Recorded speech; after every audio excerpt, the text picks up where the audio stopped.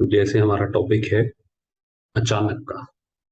तो बाप दादा हमेशा जैसे ना दो शब्द बताते हैं, जैसे कल बताया अचानक और एवर रेडी।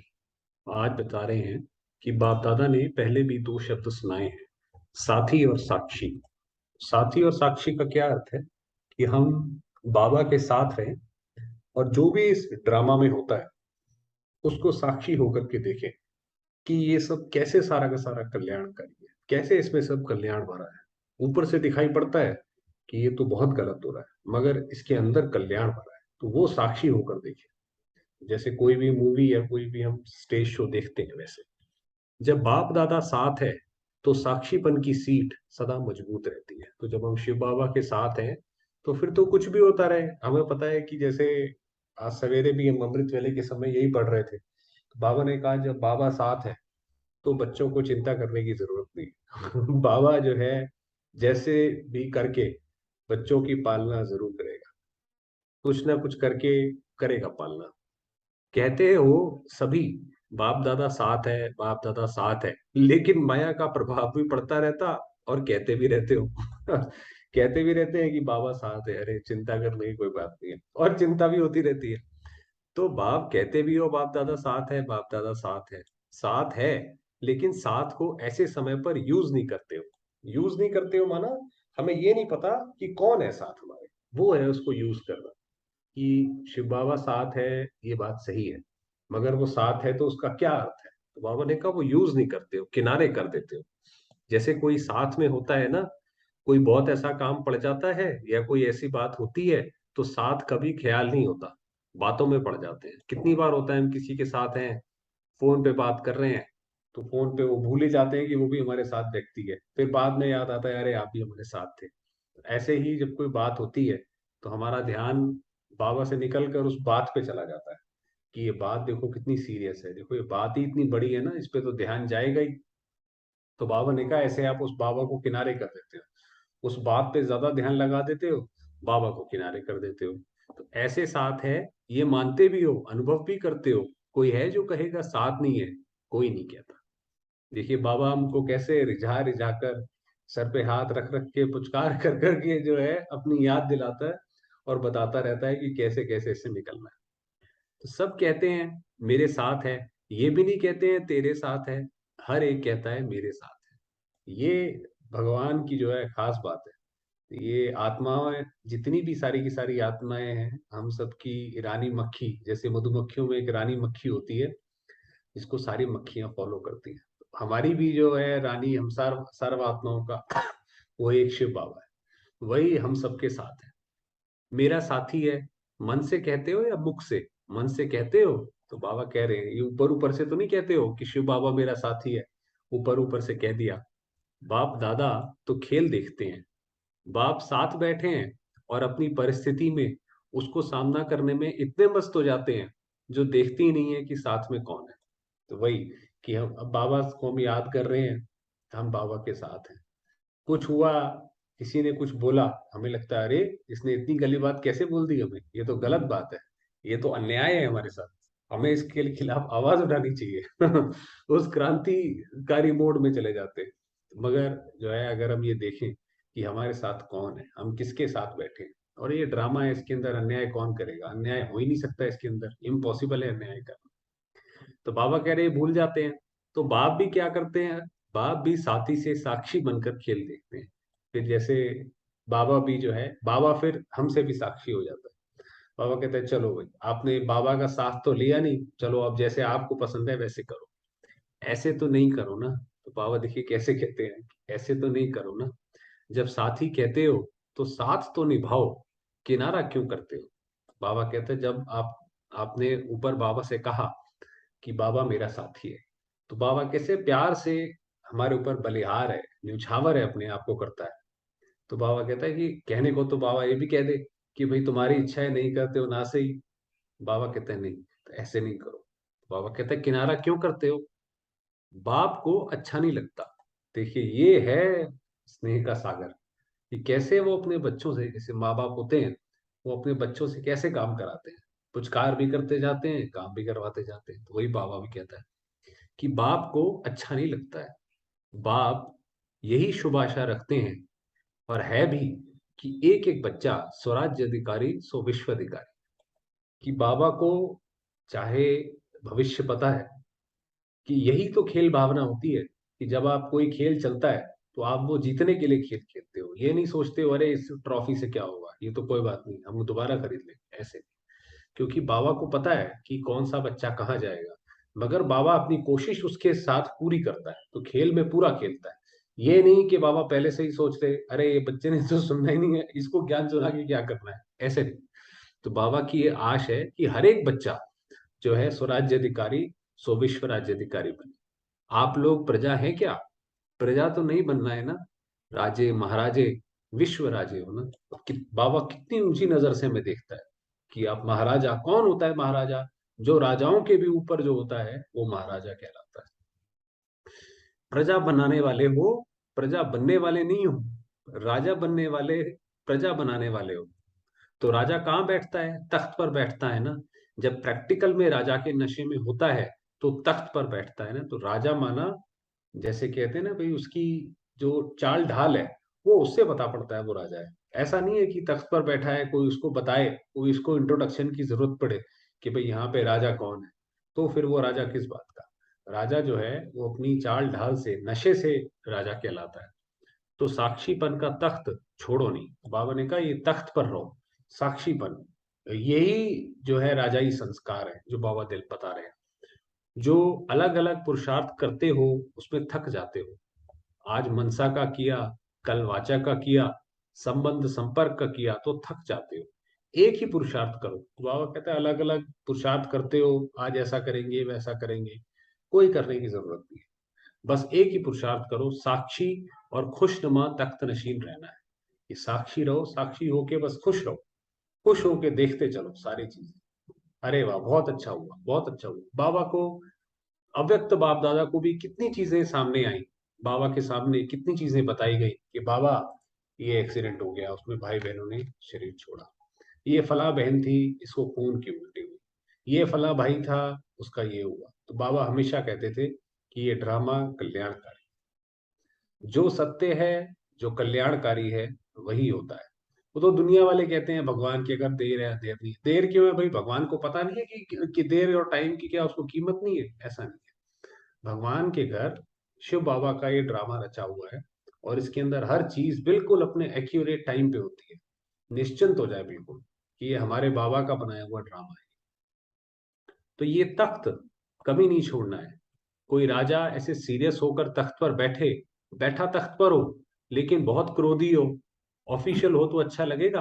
आप वही अब बाबा कह रहे हैं कि मान लीजिए कोई राजा तो है और वो बैठा हुआ है सामने, और जो है उस पे बैठा है, उसका मूड ऑफ है, क्रोधी है, कोई उस ठीक से बात भी नहीं कर रहा है, तो बाबा कह रहे हैं, ये कहेंगे भाई ये कैसा राजा है, ये जाए तो हम थोड़ा रिलैक्स हो। कहेंगे ये तो राजा नहीं है। तो आप सदा तख्त नशीन है ना, वही तख्त जो बताया, साथी और साक्षीपन का तख्त। वह राजे तो कभी तख्त पर बैठते, कभी नहीं बैठते, लेकिन साक्षीपन का तख्त ऐसा है जिसमें हर कार्य करते भी तख्त नशीन, उतरना नहीं पड़ता है। तो कोई भी कार्य करें तो साक्षी होकर के, जैसे मैं आत्मा इस शरीर से ये पार्ट बजा रही हूँ, अब कल 24 घंटे तक यही हम प्रैक्टिस करेंगे कि बिल्कुल साक्षी होकर के ऐसे देखें ये कोई चीज सीरियस नहीं है, ये कोई चीज रियल में थोड़ी हो रही है। इस ड्रामा में तो हर चीज अविनाशी है, जो अभी बनी है फिर कल 5,000 वर्ष के बाद दोबारा कल बन जाएगी। तो ऐसे करके देखें कि ये कोई चीज रियल में नहीं हो रही है, कोई इतनी सीरियस लेने की बात नहीं है, ऐसा हो गया वैसा हो गया, नहीं। सोते भी तख्त नशीन, उठते चलते संबंध संपर्क में आते तख्त नशीन। तो वही, तख्त पर बैठना आता है कि बैठना नहीं आता है? खिसक जाते हो, खिसक जाते हो माना कि हम कोशिश तो बहुत करते हैं भाई मैं साक्षी, साक्षीपन की स्थिति में बैठूं, और कुछ होता है तो एकदम से उस बात के अंदर चले जाते हैं, तो बातों के अंदर ना जाए, ऊपर ऊपर रहे। तो वो है जैसे साक्षीपन तख्त नशीन, ये ट्राई करें 24 घंटे तक, हम भी करेंगे। तो साक्षीपन के तख्त नशीन आत्मा कभी भी कोई समस्या में परेशान नहीं हो सकती। समस्या तख्त के नीचे रह जाएगी, वही बताया कि जब हमने अपने आप को टिका लिया अंगद की तरह उस उसमें कि भाई मैं आत्मा साक्षी हूँ, शिव बाबा मेरा साथी है, क्या बात है, विजय तो हमारी हुई पड़ी है। ठीक है अभी ऐसा लग रहा है कि नहीं होगी, थोड़ी देर बाद फिर हो जाएगी। समय तो वैसे भी बदलता ही है, तो उसके नीचे रह जाएगी और आप ऊपर तख्त नशीन होंगे। समस्या आपके लिए सर नहीं उठा सकेगी, नीचे दबी रहेगी। तो वही वो दादी गुलजार का जैसे बताते हैं कि दादी गुलजार किसी बहन के यहाँ जा रही थी, वो समुद्र में मोटर बोट से जा रही थी, एकदम से समुद्र में बड़ी तेजी से तूफान सा आया। तो सारे लोग जो है जैसे डर रहे थे, अगर दादी जो है बिल्कुल रिलैक्स थी। क्यों? क्योंकि बाबा साथ है। तो जैसे उनको भी शरीर का डर तो सबको होता है ना, शरीर का दर्द तो सबको होता है, किसको नहीं होता है, मगर उनका जो है निश्चय बहुत बड़ा था कि भगवान के साथ हैं, भगवान जो करेगा अच्छा करेगा, उसमें भलाई है, अच्छा ही होगा उसमें। तो हम भी ऐसे रहे, आपको परेशान नहीं करेगी और कोई को भी दबा दो तो अंदर ही अंदर खत्म हो जाएगा ना। तो बस ये एक ही प्रैक्टिस करने की बात है कि अपने मन को प्रैक्टिस कर करके, जिसको बाबा कहता है बहुत काल का अभ्यास, प्रैक्टिस कर करके उस स्थिति पे, उस सीट पे टिका दो जहां पे वो हिले नहीं ज्यादा। कोई परिस्थिति आए, ना घबराए, ना हिले, ना कुछ करे, ये मन से पहली आवाज आए, ये कल्याणकारी। तो बाप दादा को ऐसे समय पर आश्चर्य लगता है, आप नहीं आश्चर्य करना, अपने पर भले करना, दूसरे पर नहीं करना। तो आश्चर्य लगता है कि मेरे बच्चे, ये मेरे बच्चे क्या कर रहे हैं, है ना। अब मान लीजिए कोई बहुत बड़ा राजा का बच्चा हो और वो हर छोटी चीज में किसी से डर के भाग जाए, तो वो कहेगा ये मेरा बच्चा है, ये कैसे भागता है, ये ऐसा नहीं हो सकता। तो बाबा ने कहा ये आश्चर्य दूसरे के ऊपर नहीं करना कि ये बाबा का बच्चा है, ये देखो ये क्या कर रहा है, ऐसे नहीं करना। अपने लिए करो कि मैं कितनी ऊंची संतान हूँ, बाबा मुझे किस नजर से देखता है, कि बाबा मुझे महाराजा बनाना चाहता है और मैं कैसे मिट्टी में खेल रहा हूँ। तो तख्त से उतर रहे हैं।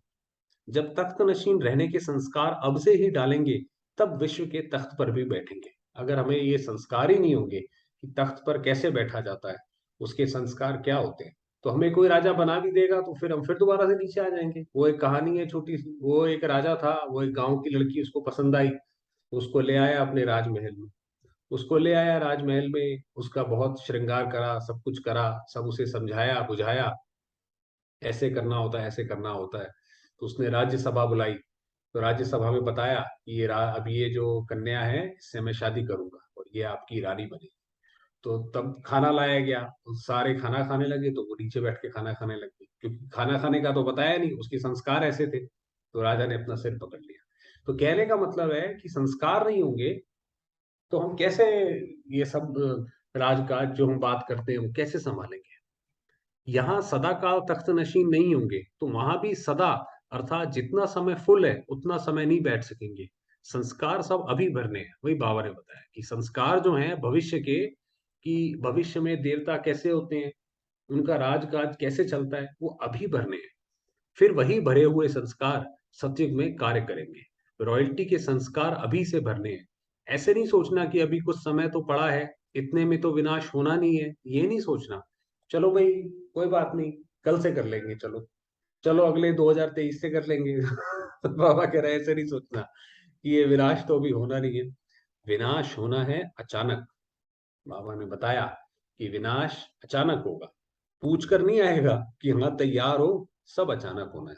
भाई अमेरिका ने बम फोड़ा हिरोशिमा नागासाकी पे वर्ल्ड वॉर 2 के टाइम 1945 में, तो कोई बताया थोड़ी कि इस समय हम इस डेट पे बोलने वाले हैं। हालांकि वार्निंग दी, मगर उसके बाद जाके फोड़ दिया। आप लोग भी ब्राह्मण कैसे बने? अचानक ही संदेश मिला, प्रदर्शनी देखी, संबंध संपर्क हुआ, बदल गए। तो हम भी तो अचानक हुए ना। क्या सोचा था इस तारीख को ब्राह्मण बनेंगे, अचानक हो गया ना। तो परिवर्तन भी अचानक होना है। तो बाबा कह रहे हैं कि ये होगा उस वक्त कि जब विनाश होना होगा, तो पहले लगेगा, सर सबको लगेगा कि अरे बस ये इतना होना था, कोई विनाश विनाश नहीं, ये तो बस खत्म हो गए यहाँ पे। फिर उसके बाद वो शुरू होगा। आपको पहले माया और ही अलबेला बना देगी। सोचेंगे हमने तो 2000 सोचा था, वह भी पूरा हो गया, ये 1997 की वाणी है। तो तब सबको लगता था कि सन 2000 में विनाश होगा, क्योंकि उस वक्त आपको याद है वो मिलेनियम करके एक वायरस का चला था। अभी तो थोड़ा रेस्ट कर लो भाई, 97 चल रहा है, 23 फरवरी 97 की वाणी है, 2000 में विनाश होगा। 3 साल रेस्ट कर लेते हैं, विनाश होगा तो कर लेंगे तैयारी। पहले माया अपना जादू फैलाएगी, अलबेला बनाएगी, किसी भी बात में, चाहे सेवा में, चाहे योग में, चाहे धारणा में, चाहे संबंध संपर्क में, ये तो चलता ही है, ये तो होता ही है। भाई हम कुछ भी हम पुरुषार्थ करेंगे कि चलो हम योग लगाएंगे, चलो हम रोज सवेरे अब अमृत वेला करेंगे या मुरली सुनेंगे। तो उसमें सोचेंगे भाई कौन इतनी जल्दी उठता है, छोड़ो ना कल से करेंगे। तो बाबा ने कहा अलबेला बनाइए। ऐसे पहले माया अलबेला बनाने की कोशिश करेगी, फिर अचानक विनाश होगा। फिर नहीं कहना कि बाप दादा ने सुनाया ही नहीं, ऐसा भी होना है क्या? इसलिए पहले ही सुना देते हैं। जैसे उसमें था ना कि श्री कृष्ण पहले बताते जाते थे भाई ऐसा होगा, ऐसा होगा, ऐसा होगा। तो ये नहीं कहना कि हमने सुना नहीं, हमें पता नहीं था, वो तो पहले ही बता दिया बाबा ने कि आने वाला भविष्य क्या होगा। अलबेले कभी भी किसी भी बात में नहीं बनना, चार ही सब्जेक्ट में अलर्ट। अभी भी कुछ हो जाए तो अलर्ट, वही जो एवर रेडी की बताया कि अभी भी अगर हो तो चलो बाबा चले। उस समय नहीं कहना बाप दादा अभी आओ, अभी साथ निभाओ, अभी थोड़ी शक्ति दे दो, उस समय नहीं देंगे। क्योंकि अगर हमारे अंदर ही शक्ति नहीं होगी तो हम घबरा इतना जाएंगे कि हम बाबा का हाथ ही नहीं पकड़ पाएंगे।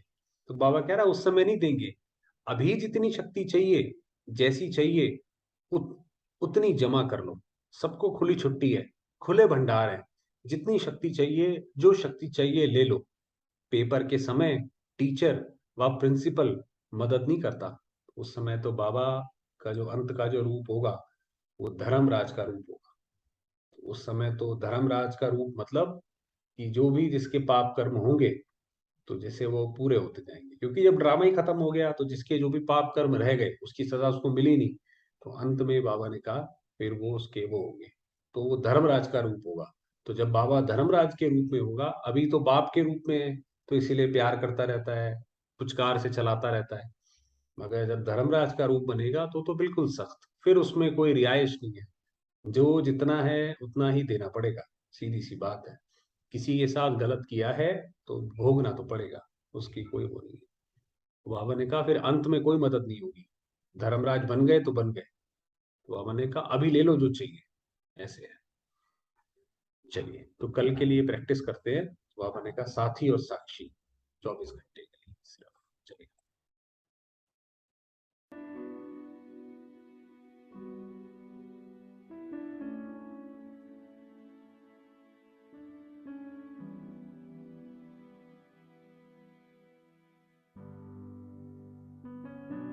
मैं आत्मा ज्योतिर्बिंदु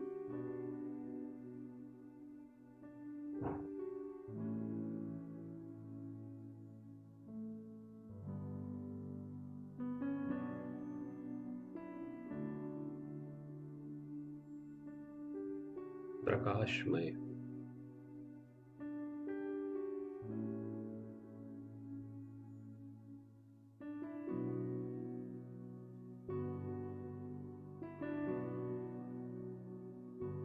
शांति की किरणें चारों ओर फैला रही हूं।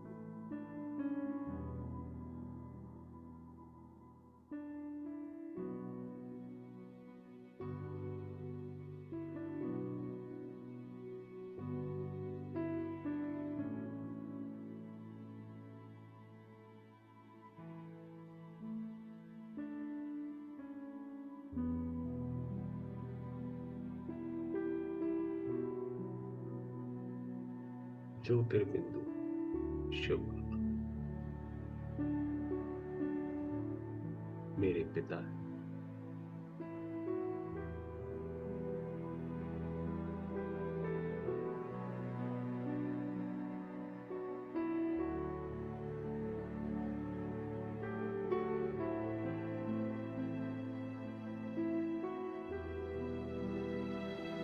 मेरे सर्व संबंधी परम हितैषी सद्गुरु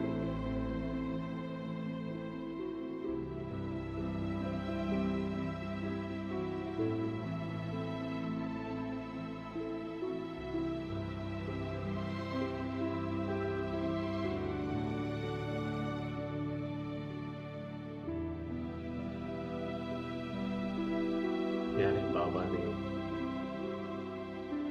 मुझ आत्मा को दिल से स्वीकार किया है।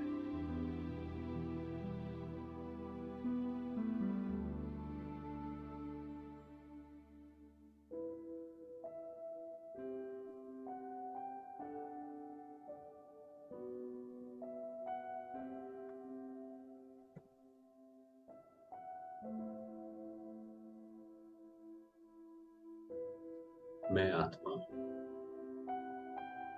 अत्यंत भाग्यशाली।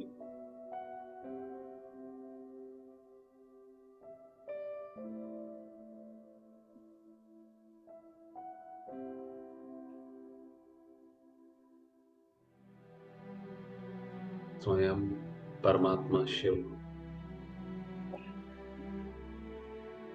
मेरे बाबा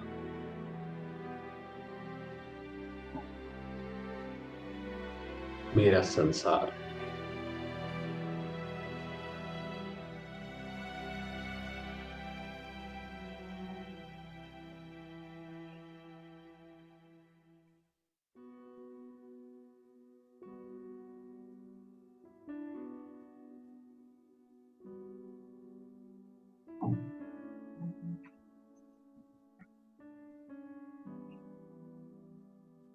प्यारे बाबा का अपरंपार स्नेह,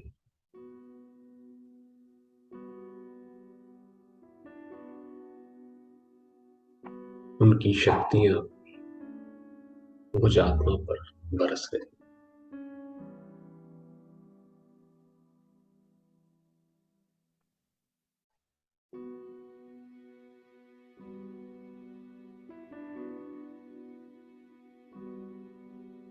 इस शरीर को पावन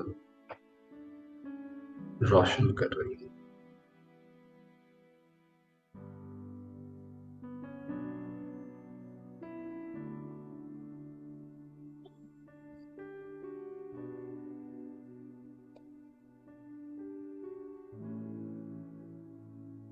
मैं आत्मा भी बाप समान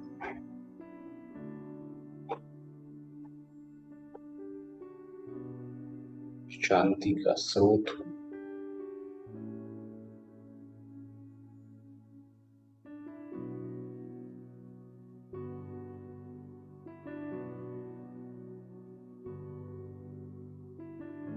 शांति की किरणें सारे संसार में फैला रहा हूं।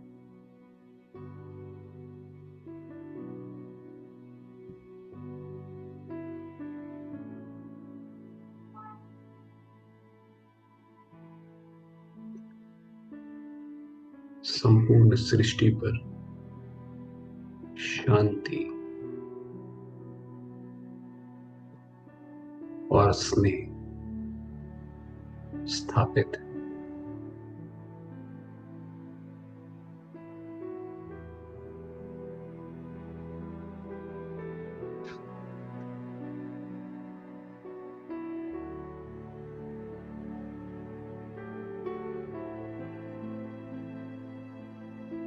सर्वात्माएं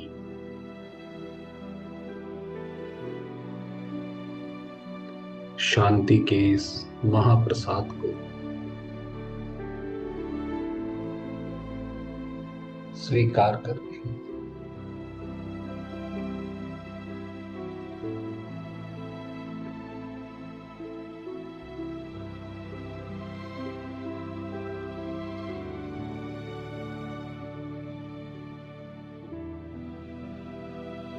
अपने बंधनों से, भय से, चिंताओं से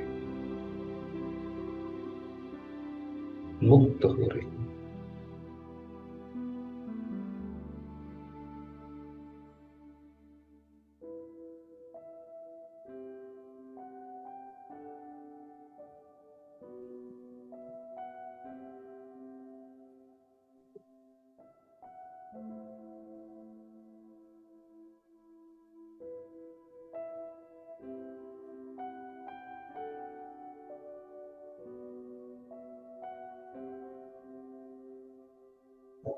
अनुभव करेंगे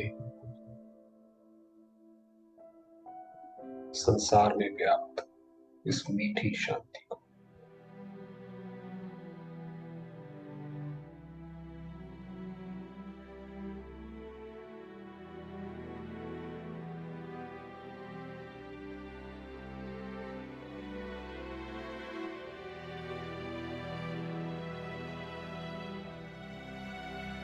ओम शांति।